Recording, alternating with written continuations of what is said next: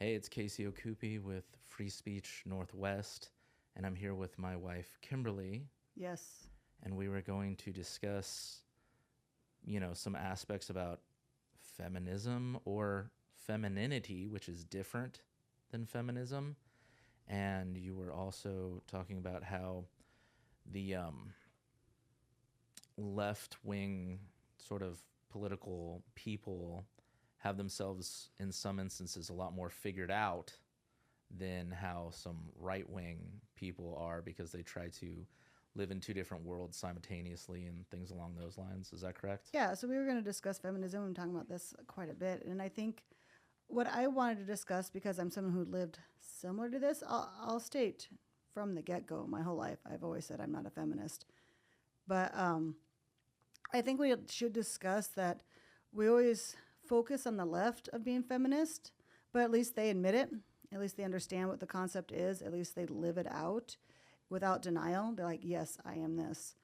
But I think today we should actually focus more on a controversial thing that'll get some uproars, hopefully.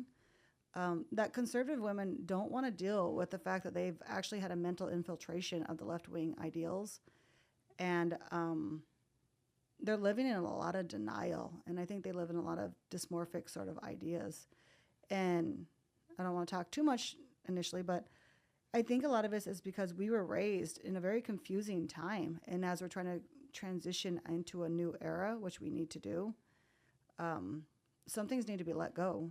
And we need to actually, I think we need to talk about the fact that this is actually a massive conservative woman issue. And what I want to say is I hope I do offend you. Being offended is incredibly good. It makes you rethink things. It makes you get rid of things. I've lived a lot of times in my life when someone offended me, and if you get annoyed, that's good because you sit in bed worried about it, thinking about it, and then maybe you'll start having some change.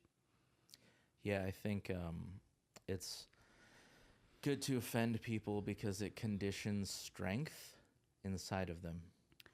Well, I think one of the things I'd like to do is actually, with this topic, condition more softness instead of strength. I think strength is the biggest issue that we are dealing with. And so strength, but you should be strong in mind too. I do agree with that. But I think it's time for conservative women to realize that you became these tough chicks and it's ugly. And I understand this. I don't ever come into these conversations without going, I actually lived this. So if I've lived it and I've removed this stick out of my eye, it's time for other women to start doing the same. Okay. Well, media, which is very important, it talks about how people need to take pride in all these different aspects and be empowered. Power. So, what do you think of media talking to people about how, like, they'll take something that's even like sinful and then they'll talk about how you should do it with pride. Yeah, well, pride's an abomination in itself. The whole sentence is, when you have these things where really when you start hearing certain words, you should be alert to the fact that I hear that word. What are they saying? And you should be aware of it. If they're saying pride, if you should be empowered, if you should be strong, a gym rat, a boss babe, these are words you should be going, I don't know about this. There's a lot of things that we would consider sinful. And if they're sinful, there isn't a way of getting out of that being sin then. And I understand that the Christianity aspects of this is going to really upset people, but this is where conservative values come from. And that should be the biggest thing. If you're a conservative and you are fighting the Bible, you don't have a clue what's going on. You are living in two worlds. You're being double-minded, and you can't actually do that because the Bible is where majority of these conservative values come from. If you read through the Bible, you're going to realize even just having a weekend, we never had weekends. In other countries, they don't have that. That is actually a Judeo-Christian value to have weekends. To, just simple little things that we don't understand, like even just being kind to animals, rotating crops, just certain way I have our holidays and the ways our days are set up. That is all Bible-based. And so are our conservative values. We are based off a Christian history. That is why we have the United States. We came here for religious freedom, but that's because Christians were being pursued. We had the Reformation and all that Reformation that came through. So the first thing that I would say to conservative women is that if you are fighting the Bible and you having struggle with that, or you're struggling with what the Bible has to say, I'm asking anyone, have you even read it? Like, I'm pretty over people talking to me about the Bible. And if you haven't read something, don't even talk to me about it. You know, if I read a science book, I feel like I have the right to go discuss biology and stuff, which I have done. But if you're having struggle with Christianity, my suggestion to you is don't talk about it and don't judge it and don't think about it until you've picked up a Bible. Pick up Matthew, go through the New Testament, because otherwise you're uneducated and you don't know what you're talking about. And you don't know where your values are coming from. And you don't know the foundation of the whole Christian movement. It is a Christian movement, period. So a lot of people are coming from a place of ignorance. I think we all do. Yeah. But that could be in both directions. You just have to study whatever you're talking about, obviously, like before you can talk about it. Yeah. Basically, is what you're saying. Yeah. So then you're talking about how people are fighting the Bible, so we should maybe define what they would be fighting. Like, what is the Bible telling women that they should do that you're talking about conservative women? What are they fighting against? I think the number one thing they're fighting about, and the one that the natural condition of a woman, is control and power. Women are not going to listen to a Bible if they're in rebellion. And conservative women are rebellious, period. It's just, they don't want to hear about being submissive or understand what that means. They don't want to hear that you should be home raising kids. They don't want to hear you should be having children. They don't understand. They think that because you see all these problems in the world, that is their job to go out and fix it. But I'd love for every conservative woman to go take a step back, look at our nation. Heck, we live in Oregon. Look at Oregon and ask yourself, as more and more women have came into power and we have pushed men back. And it is true. We don't want to admit that either. How has our country, state, families, education, everything went? When we decided to leave that house and acted like it was our freedom, but it wasn't freedom. It's actually been very repressive for us, but we don't even want to deal with that, our own health. But I would say it's the rebellion of going, I have to let someone else be in charge, and recognize that women have not fixed anything. We've made it greatly worse. Yeah. You're talking about in the Bible how it goes, well, you're mentioning how it goes against women's nature to be, for example, submissive, just like it goes against a lot of men's nature to be as loving, for example, and self-sacrificing and things like that.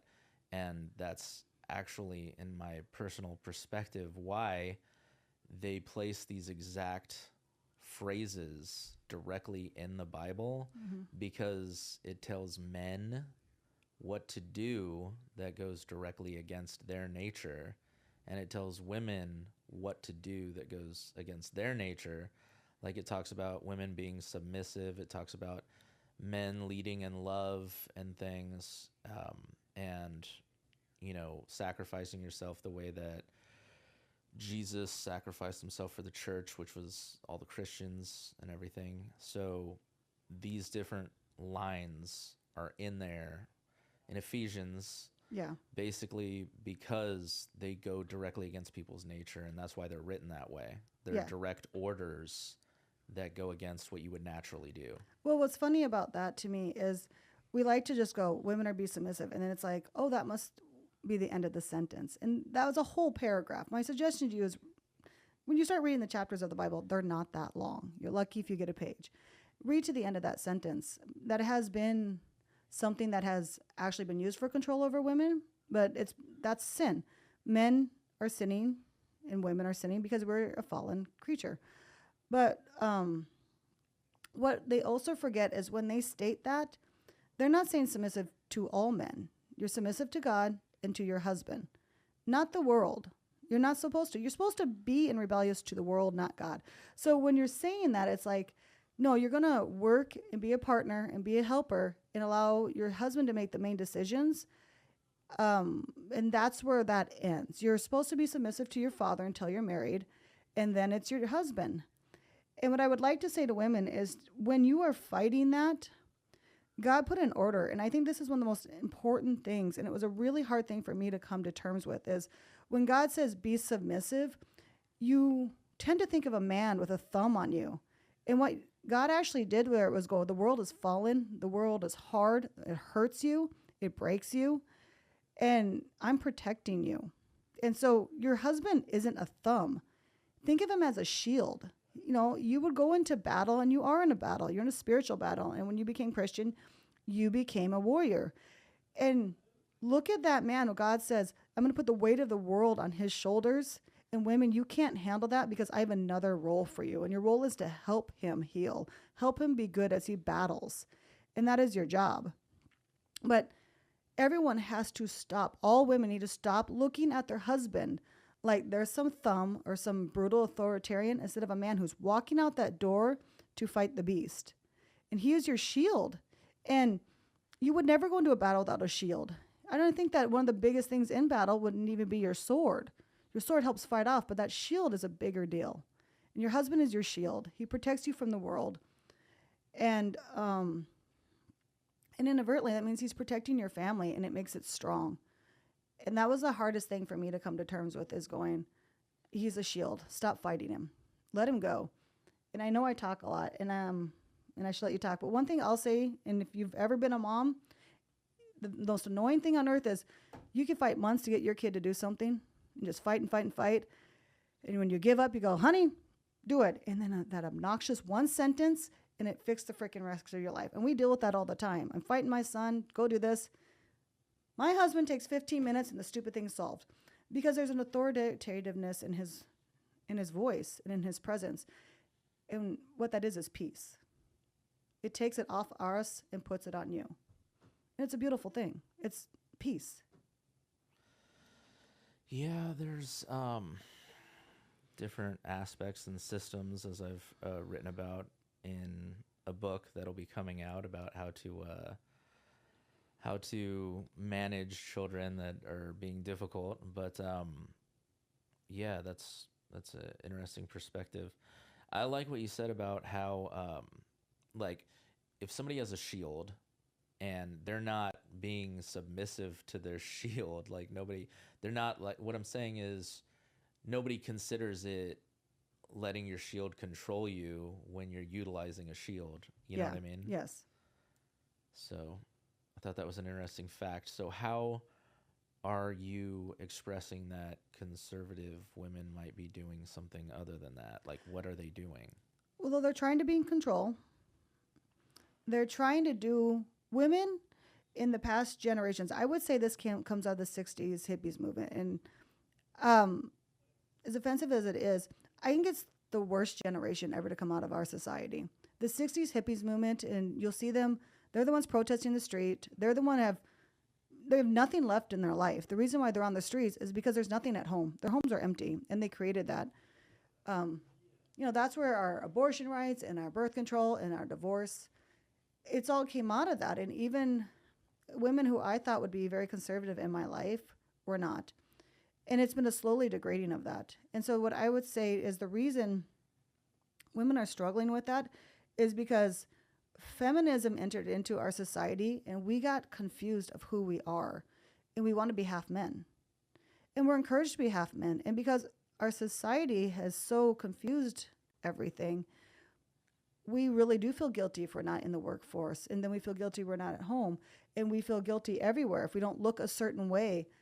But the problem is we're listening to society when that should be shut off, and we should go listen to what's right, what makes us feel better, and stop acting like this guilt is the world's fault.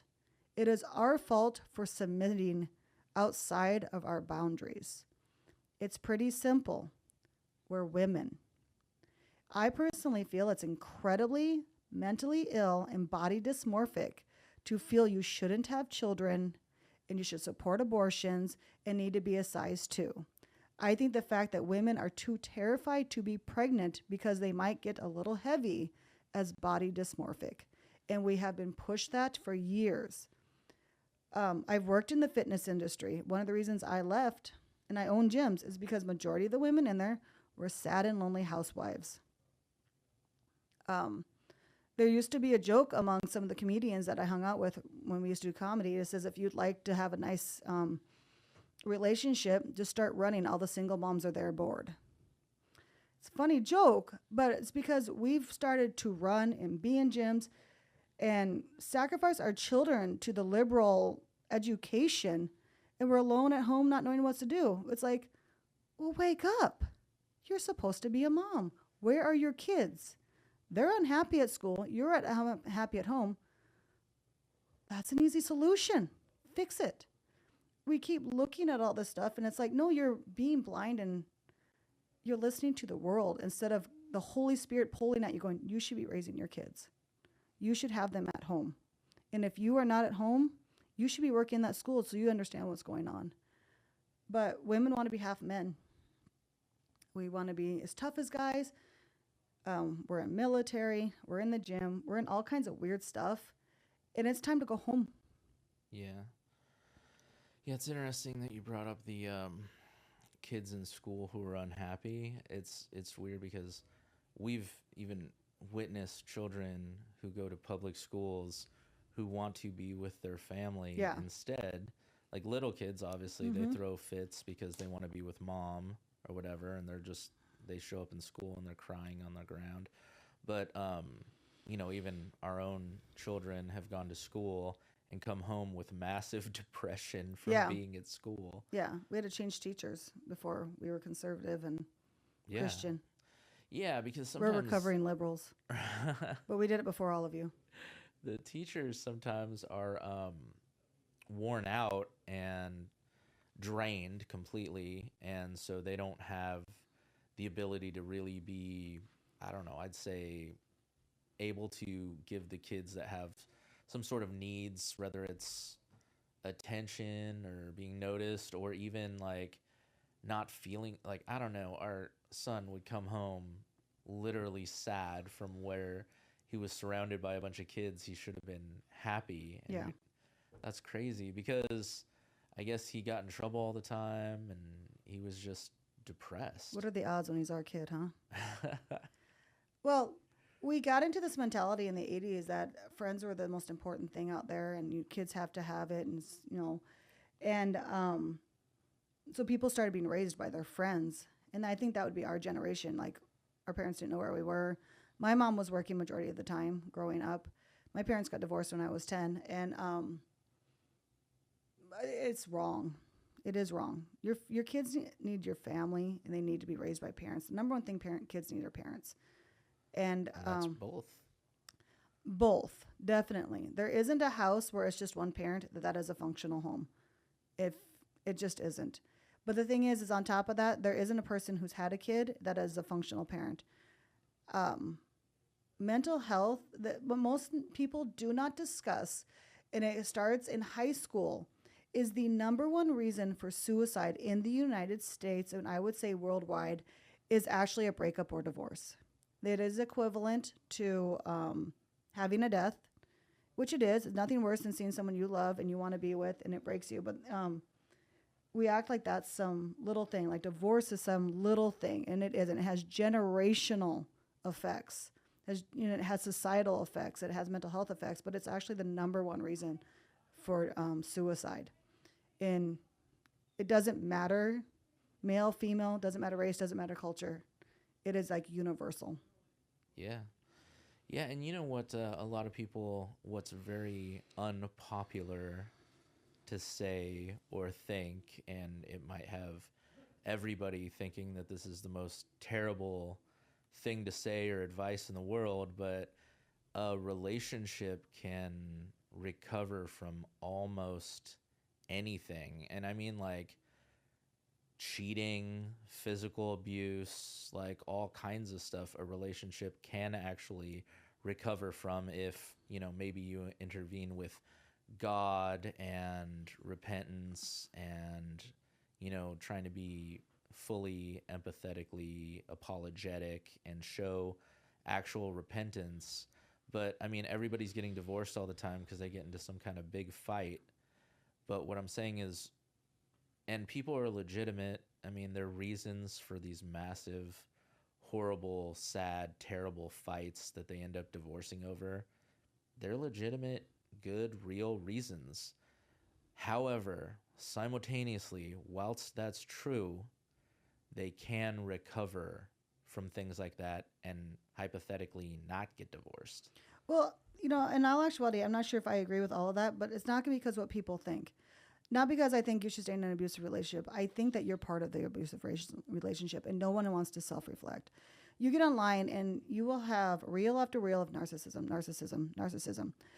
If you are nonstop looking at narcissism and comparing the other individual to be a narcissist, you're the narcissist. You are the problem, and no one wants to hear that.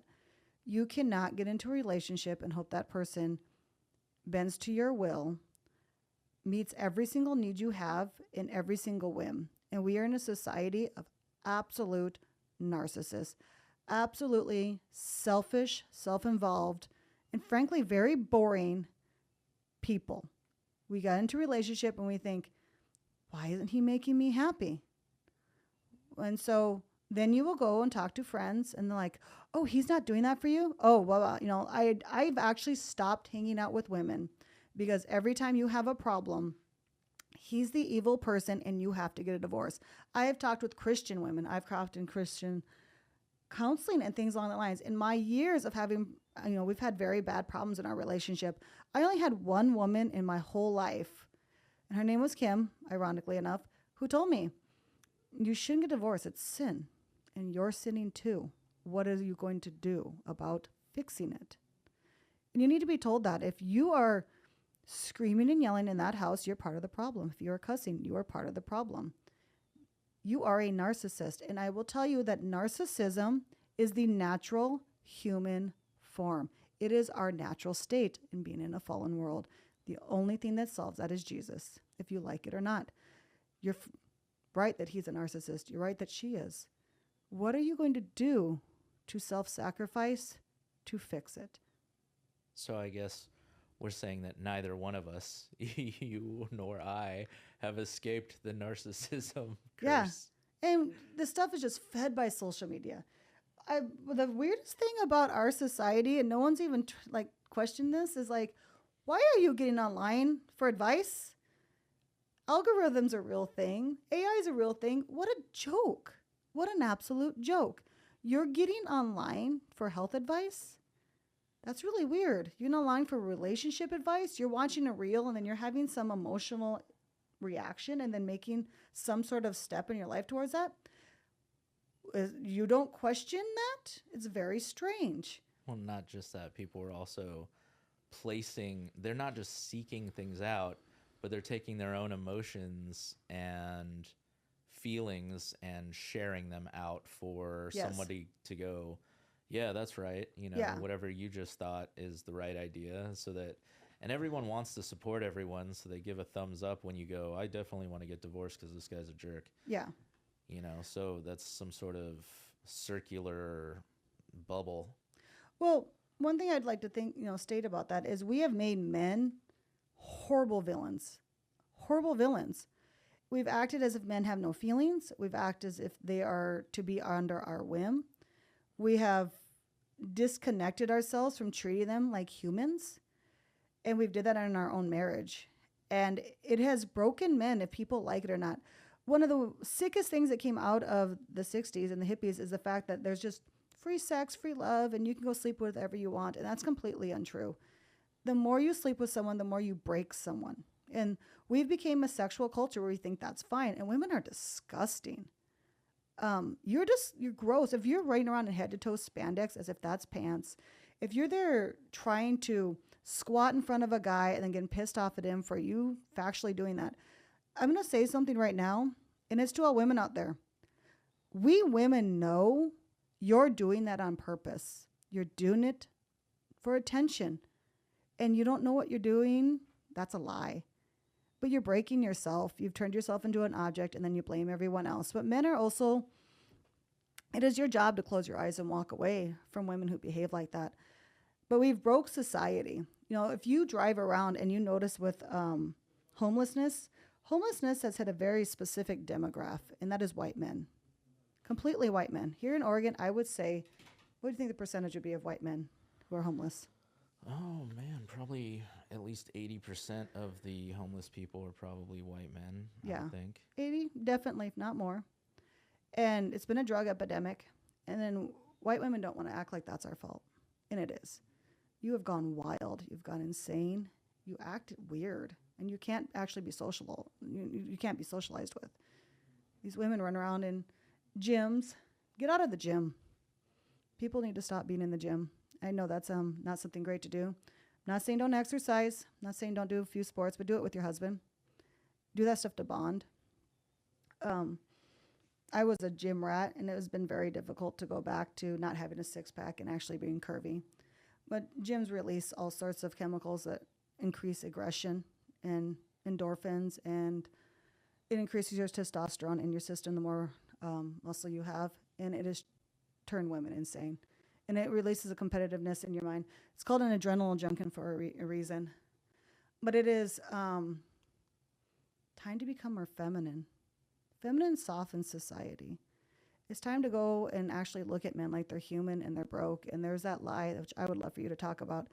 You need to fix yourself before you're in a relationship.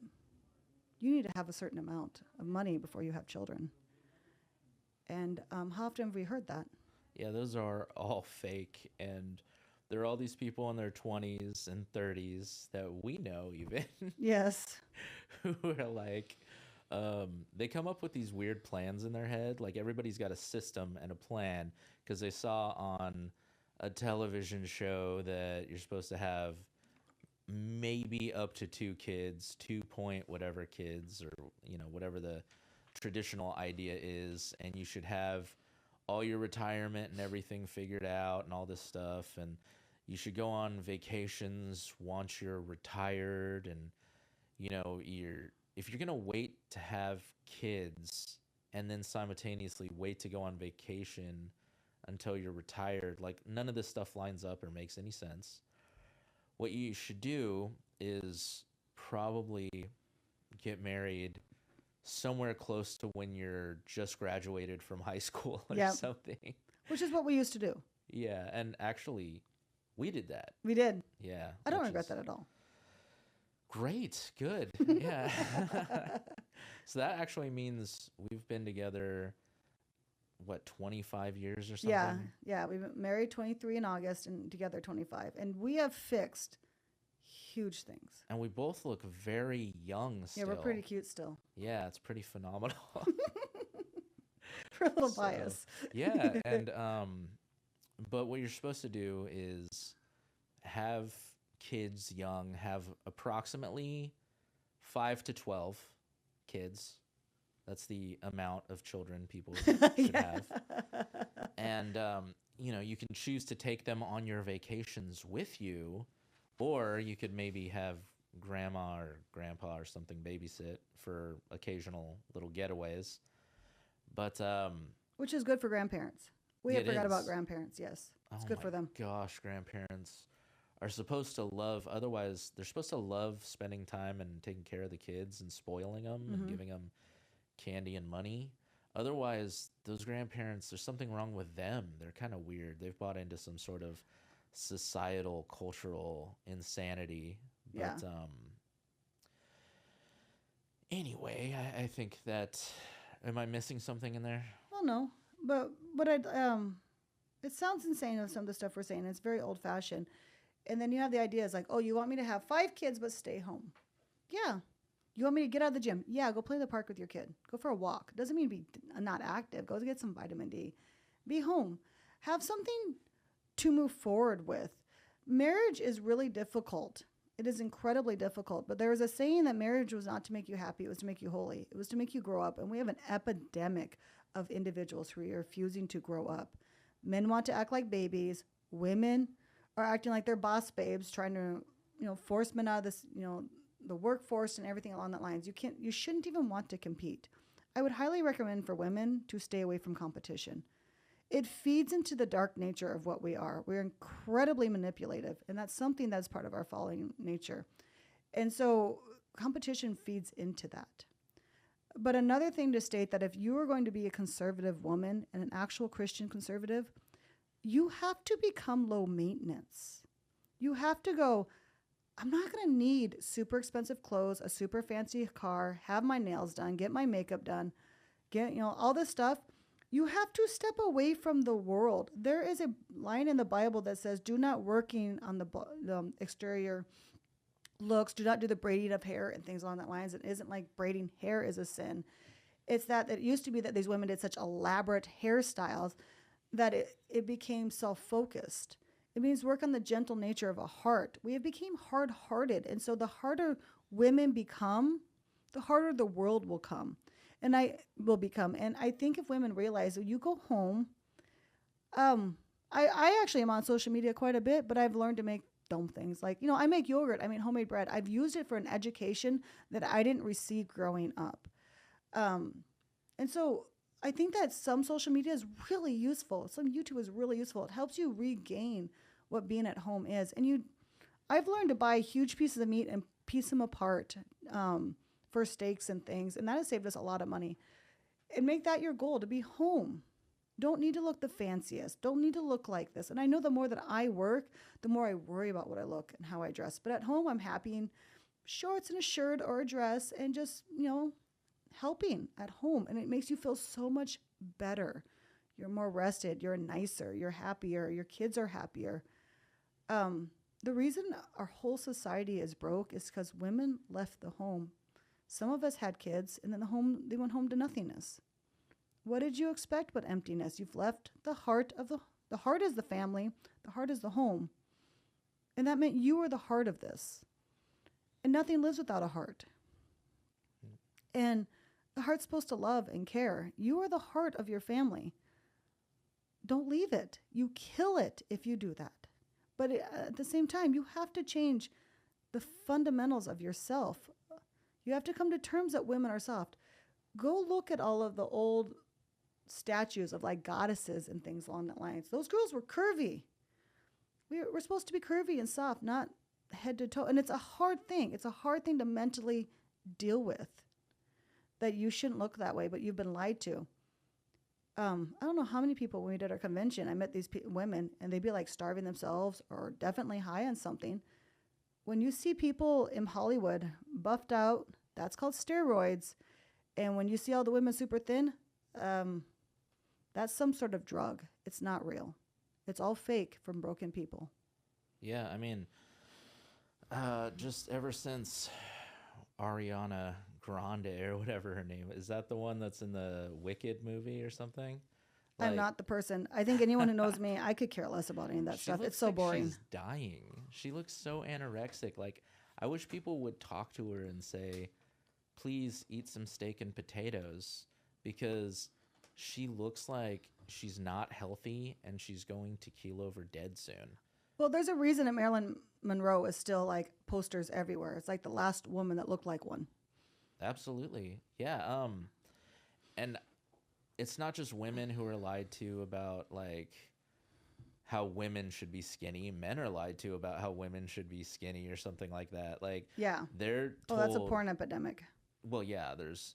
And I'd like to talk about that at some point. Okay, yeah, no, porn, it should be completely outlawed and illegal because it destroys men and women on all these different levels, which you could definitely speak on if you'd like. Well, my point on this is for women to go, that if your family is suffering from this, it's going to be really controversial, and I like to cause controversy.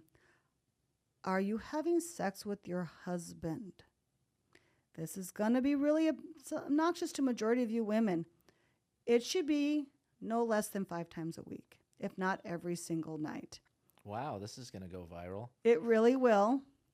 And I'm sure every man will go, There's actually components inside of whatever that is mood lifting for women. I'm sure God did that somewhere. But it bonds you. And you can't keep being upset for what your husband is doing for a natural man to want to have a sexual outlet. he actually does want you. And it probably doesn't even matter what you look like. There's a cute online video right now of a guy goes, what does my wife do that turns me on? And she walks by and he's like, yep. And she bends over to get milk out of the fridge. Yep. It's like all these stupid normal things. He's like, accurate. yep. He loves you. He wants you. You guys used to be a really happy sexual couple, most likely before you got married, or why did you get married? And you lost that because you took sex for granted. And if your husband is doing porn, he should not be doing that. Men should be pursuing it, but women have got to quit saying no. And we are saying no because we're worn out, because we're working. Yeah, from working. And oh, I can't. I'll go work a day or two and I come home and I don't even know how I used to do this full time. It's like, I don't know how I did it. But it is time for women to recognize, like, I have met women who had husbands and she'd be like, I'm going to make him pay for this. Why? Because he was looking at porn. And he was everything. walking at porn stuff, but are you being affectionate and loving to your house? Men actually need love. They really do. If you're out there thinking men need mental stimulation, he'll hear about your day and things along that lines, but he's totally tuned you out majority of the time. And it isn't that that's necessarily bad, but he's more likely to tune in if you've decided to make him feel wanted and loved in other areas also. But we're different. Anyone who thought we were anything alike, we're not even apples and oranges half the time. Men are structurally, physically, mentally, every single layer, totally different than ourselves. And women are significantly different. And there's a reason why when the Bible says you become one, because you have to come together to be whole, because you're not the same. You need that person like you need air when you're married. But if you are struggling in that marriage with porn, go start having sex every night. And don't ask. And don't make it like you have to be super entertaining. There isn't like swinging from have normal sex every single night for 6 weeks. And then take 6 weeks to get into the habit. All right? And men, go over and start hugging on your wives. Kiss them and tell them how lovely and wonderful, how you couldn't live without them, how there's no other woman better than them, and that she's the only one you could ever want. Men need to be respected. Women need to be safe.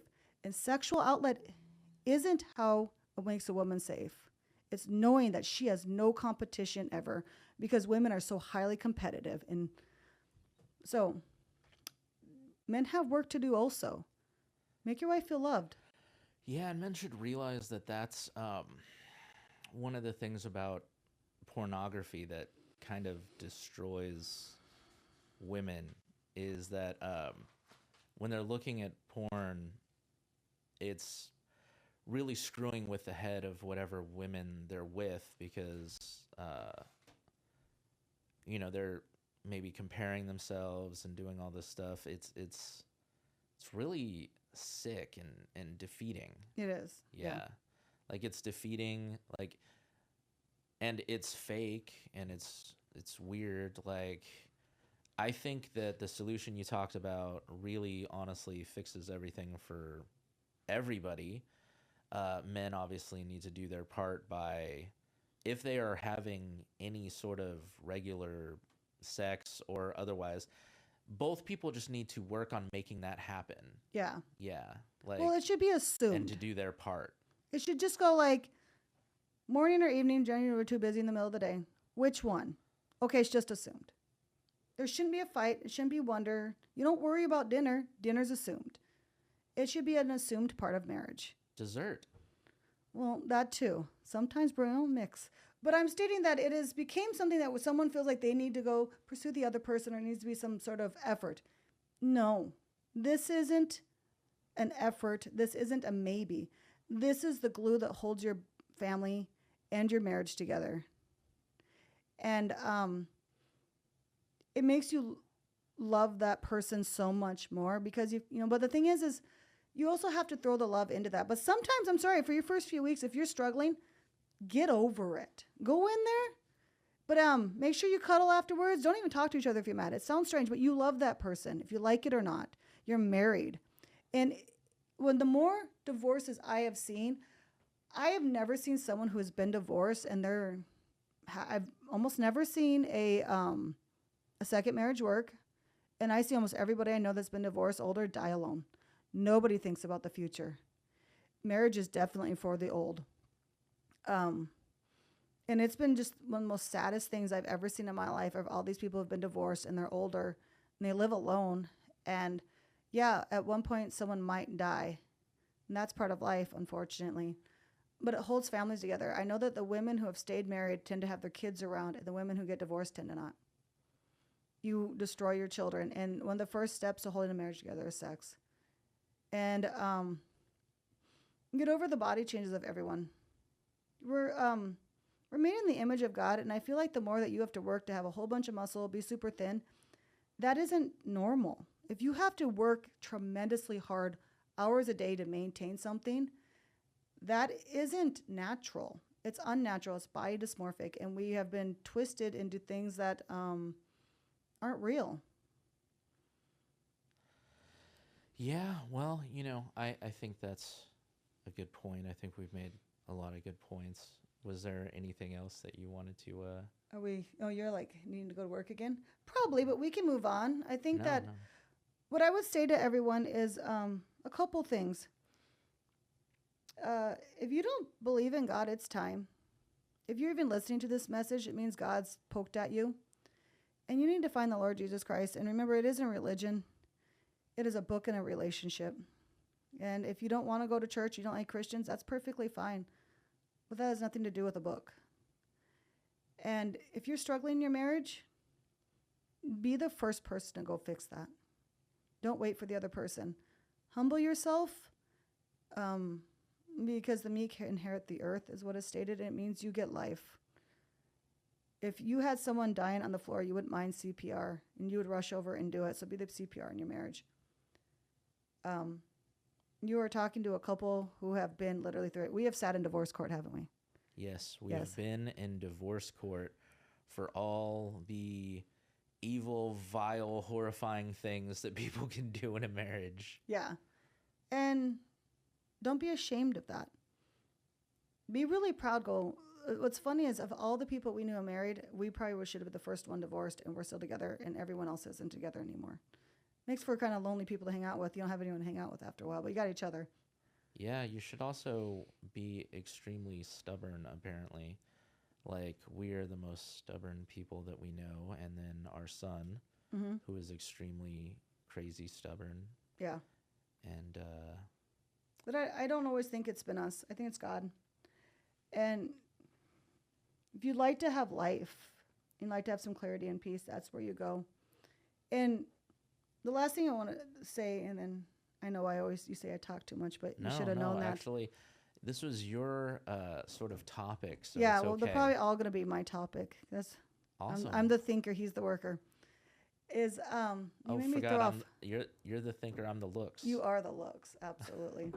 But you threw off what I was going to say. Oh, that's what I was going to say. Is too often you've got the impression of Christianity being that the Christian's going to go change you, and they're going to judge you, and they're going to tell you how to get this done, and that's just simply not how it does. Christians are wrong for doing that. They're supposed to introduce you to Jesus and tell you how he changed your life. And that's what I'm saying is, I don't care how broken you are. I don't care your sin. I don't care about any of it. We really aren't to judge. You're supposed to go through things in life that are really hard, so you have a softer heart for others, not to judge. And I'll tell you one thing, I can't judge anything. And if you are struggling with anything, your job isn't to work at that. Your job is to open the Bible, ask God for help, and ask Jesus to help, and then trust no matter what happens that it's going the right way, because it will not work out the way you think. You have no idea how many times I have prayed for my marriage to be better, and then I got a conviction of I'm being the butthead. That's not fun. But it works. You're probably being the butthead, but stop listening to the Christians where they think they're right and should tell you what to do. Open the Bible, give yourself to Jesus, and let him do the work. And if you don't believe that, test drive it. Just test it.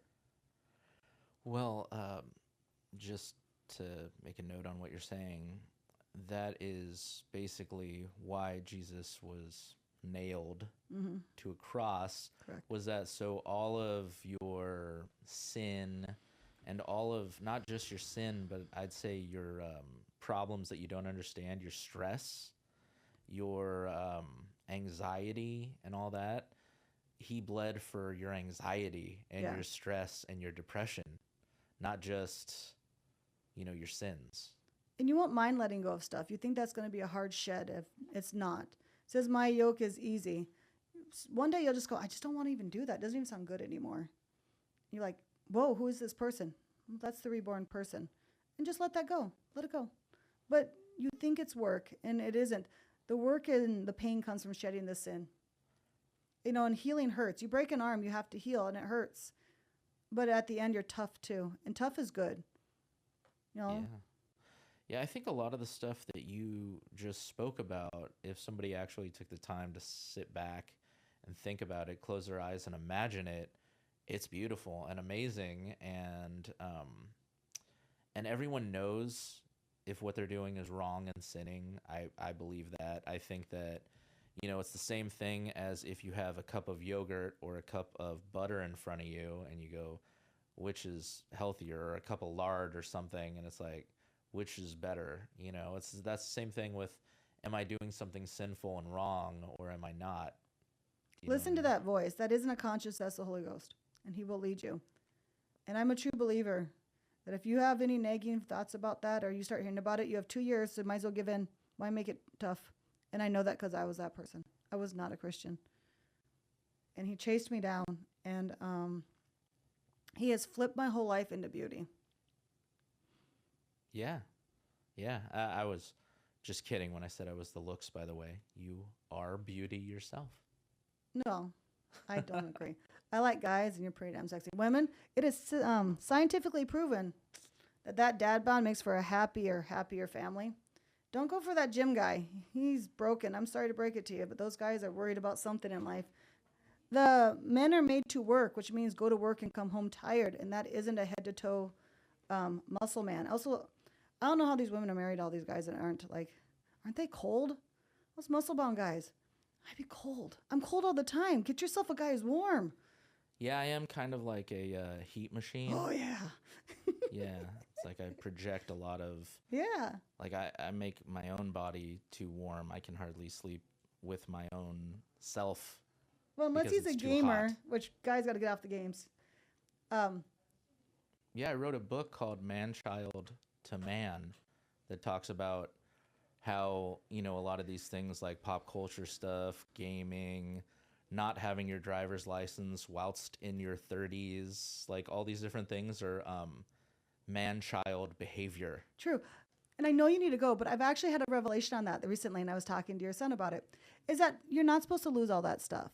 Like, think of how cool it is when you see a guy who, let's say he likes remote control cars in his 30s, and he has his 2 kids out there with him. Like, every woman fawns over that. But you look like a dumbass when you're out there all alone, and this is your new obsession at 30. You look like a dumbass. Oh, yeah. I'm sorry, ass is in the Bible, so I can say it. But men are meant to keep that in their life, but you're meant to share it with them. You don't look so stupid when you're playing video games beating your son, and it's just for a couple hours. Like, it's supposed to be there, and I never realized that till recently. Men are supposed to be that. They're made to be that way, but you're supposed to be that lighthearted person for your kid. You're supposed to love basketball, but don't get obsessed. Take your kid out and play basketball and have fun. It's supposed to be fun. It's supposed to be a bonding experience. The problem is men aren't taking the step to be married and share it, so they just look goofy out there. Yeah, so when you're in your 30s and you've focused on having the biggest collection of pop culture items and never a woman or any children, that can be somewhat problematic, you think? Yeah, but when you're out buying toys with your kid, that's good dadding. Yeah. It's fun. You're made to have that. And I'm not saying don't balance it out with responsibility and things, but that is made to be that way. It took me a while. Okay. Well, I'm just learning and hearing about this now. Yes, apparently. he is. It is. So I'm going to go buy all kinds of comic books and toys now. As long as your kid's with you. Right. But he's like almost 18, so you're missing the boat. Oh, jeez. All right. Well, let's close it up. That was Free Speech Northwest, and we're signing out. True. Ladies, learn to be soft. Yeah. Men, start being protective, and it fixes the world. That is how you fix the world. Safety, security. Yeah. All right. That's it. That is it. Have a Okay. good day.